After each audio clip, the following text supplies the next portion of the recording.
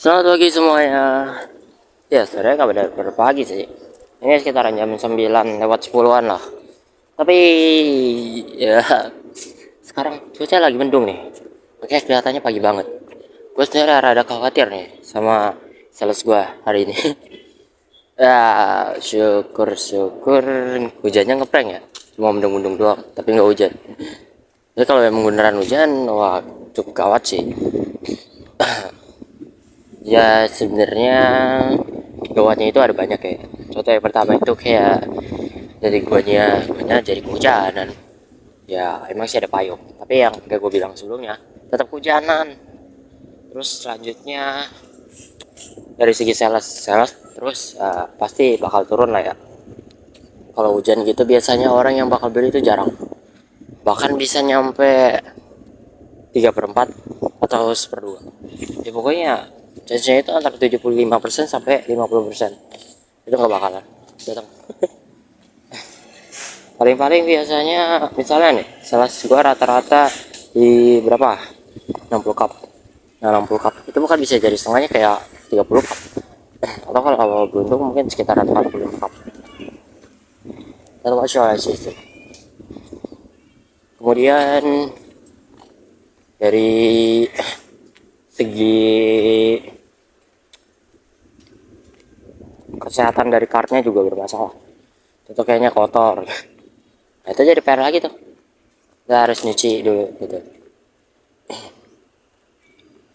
Soalnya kalau nggak dicuci itu bakal jember dan itu bakal bau, biasanya dalamnya bosnya. Itu aja sih yang pengen sampaikan. Kita bakal ketemu lagi nanti di pangkalan pertama gua di pertigaan Serdang Baru dekat Alfamart 3. Oke, stay tune terus ya. Aku mau lanjut jalan lagi nih, soalnya gue juga udah telat. Hai, maaf, aku berbohong sedikit. Kita ketemuan, ada yang ingin aku bahas dulu nih sebelum aku ke pangkalan nomor 1 aku.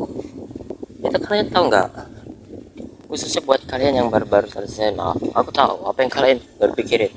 Wah, aku nggak punya pengalaman kerja nih, aku pengen kuliah tapi aku nggak ada uang lah gitu, ngambil beasiswa juga nggak mampu lah gitu, masih ribet, masih nggak mampu gitu, belum punya apa, ibaratnya nggak punya kendaraan, nggak punya laptop, nggak bisa nih kuliah, susah nih gitu. Kalau maksa bakal blunder, maunya kerja tapi kerja juga nggak ada skill gitu, udah pilih salah jalur.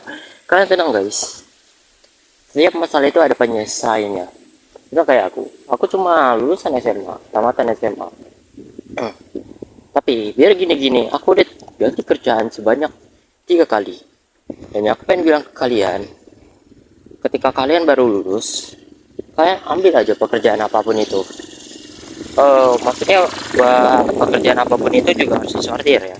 Contoh paling simpelnya adalah kalian itu ya pengennya itu kerja di bidang apa gitu, di bidang teknik kah, teknik mekanik gitu, atau mungkin di bidang kayak komputer-komputer gitu, kayak admin segala macam, atau mungkin ya di bidang F&B gitu. Itu ada banyak banget dan jenjang karir juga bagus. Kalau aku sendiri dari awal itu emang pengen masuk ke bidang F&B, yaitu food and beverage, makanan dan minuman gitu. Jadi pas pertama kali banget kita lewat kanan aja, salah daerah perumahan. Nah di bidang F&B itu aku pertama kali bekerja itu di sebuah restoran. Nah nama restorannya itu aku nggak bakal spill, tapi yang jelas itu makanan tradisional yang menjual sambal. Ya mungkin kalian bakal kepikiran beberapa orang, tapi aku yakin itu cukup untuk merahasiakan identitasnya gitu. Soalnya kan warung sambal di Indonesia juga ada banyak. Yang jelas itu sebuah restoran, dan itu ngebuka cabang di daerah yang dekat dari rumahku. Makanya aku apply pekerjaan tersebut dengan gajinya itu yang sangat kecil, bener-bener kecil, di bawah 2 juta. Tapi aku nggak mikirin gaji saat itu, aku coba ngelamar aja. Soalnya di deskripsi dia sebenarnya nggak nulis terbuka untuk fresh graduate gitu. Ya dia bilangnya memiliki skill ini, memiliki skill ini, tapi aku nekat, aku tetap apply. Soalnya gimana ya, menurut aku pekerjaannya itu kan crew kitchen ya, dan mereka di situ juga nyebut ada trainingnya gitu. Walaupun aku nggak punya pengalaman, tapi aku konsisten buat kita masuk, soalnya bayarnya juga cukup kecil. Akhirnya aku ikut, terus aku ikut wawancaranya, interview, dan ikut trainingnya. Alhamdulillah keterima. Dan dari sana itu aku dapat banget banyak skill kayak gitu.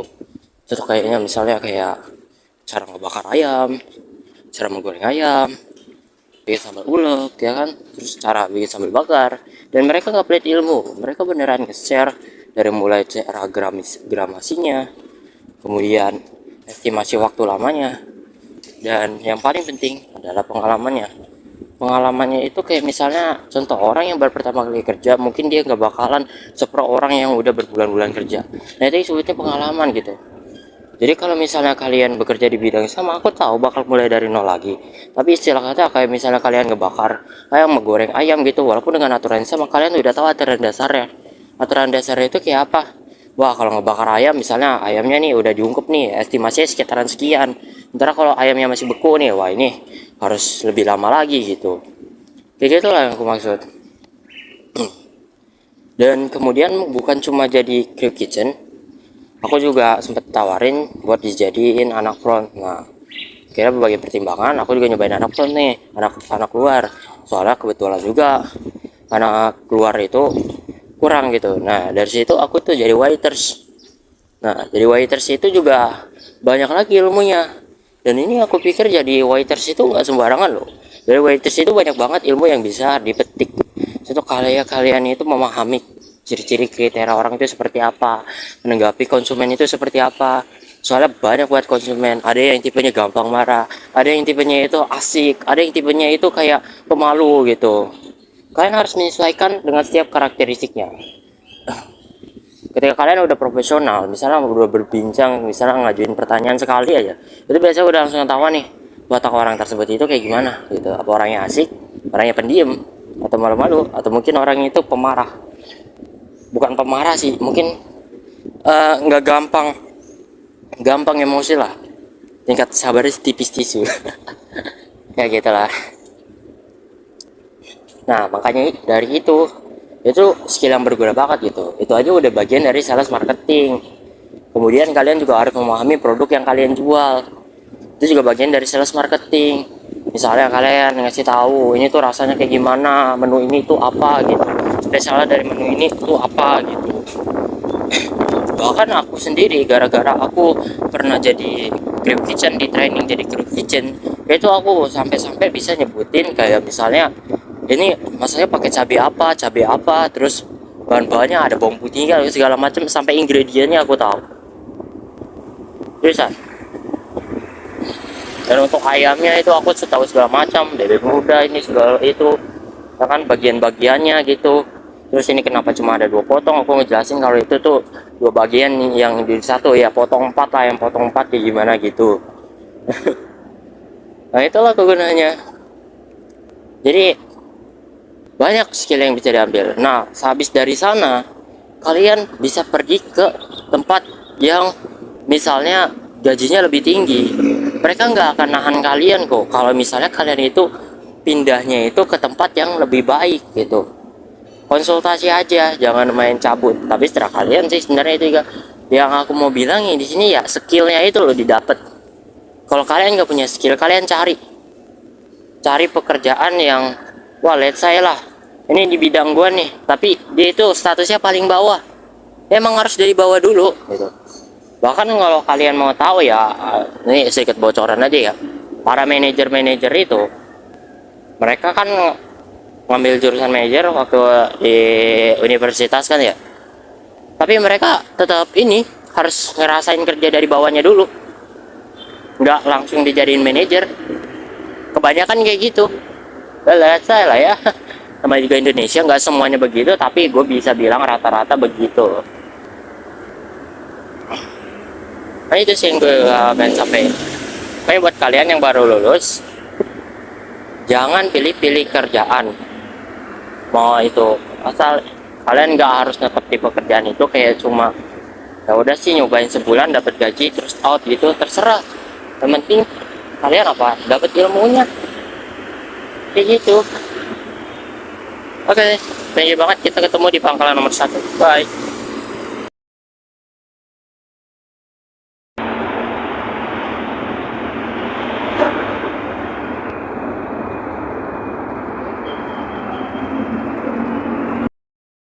Halo semuanya, sorry banget gua nggak take action video ya. Pokoknya di pangkalan 1 gua ngejual sekitaran 9 cup. Sekarang gua TW Gor ya, Gor Kemayoran di pangkalan 2. Oke, stay tune terus ya. Ini gua cepet-cepet kayak gini karena durasi aja, kelamaan nyeting soalnya tadi. Thank you.